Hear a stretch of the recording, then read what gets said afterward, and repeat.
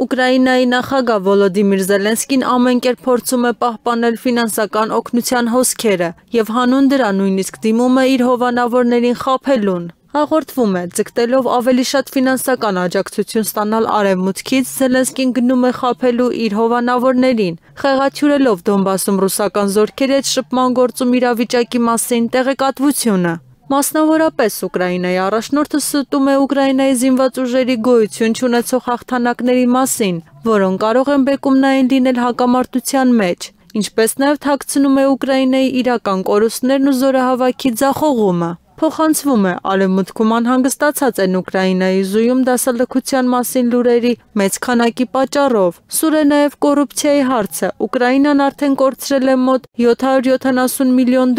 կաշառակերության և սպառազինությունների մատակարարման անհաջող գործարքների պատճառով։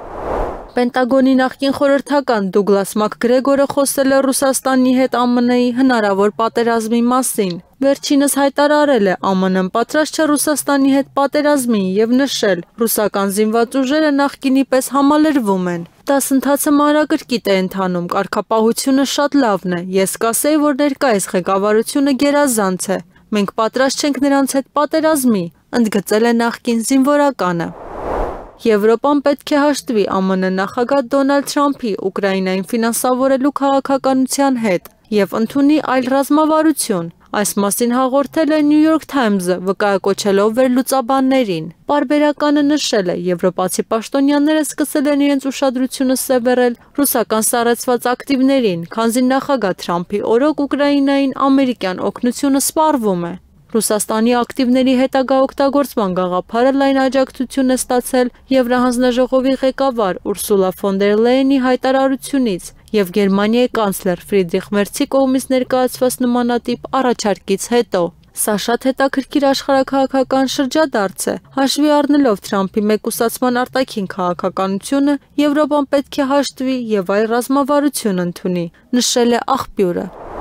Զինված հակամարտության մեջ ՆԱՏՕ-ի ներքաշումը Վաշինգտոնի վերջին ցանկությունն է, հայտարարել է ԱՄՆ պետդեպարտամենտի անանուն պաշտոնյան։ Վերջին բանը, որ մենք կցանկանայինք ՆԱՏՕ-ին Ռուսաստանի հետ լայնամասշտաբ պատերազմի մեջ ներքաշելն է։ Միայն Աստծուն է հայտնի, թե ինչպես կարող է ավարտվել նման հակամարտությունը, նշել է ամերիկացի պաշտոնյան։ Պետդեպարտամենտի ներկայացուցչի կարծիքով պոտենցիալ պատերազմի սկիզբը պարտադիր չէ, որ սկսվի մեծ պայթյունից։ Եվրոպայի համար կարևոր է Ռուսաստանին հստակ ազդանշան ուղարկել։ Պատրաստ ենք խոցել ԱԹՍ-ները, որոնք ներխուժում են ՆԱՏՕ-ի երկրների օդային տարածք, հայտարարել է Ֆրանսիայի նախագահ Էմանուել Մակրոնը։ Ես կարծում եմ, շատ կարևոր է հստակ ազդանշան ուղարկել։ Անօդաչու սարքերի կողմից մեր տարածքի խախտումը մեծ ռիսկ է պարունակում։ Դրանք կարող են ոչնչացվել և վերջ, հայտարարել է նախագահը։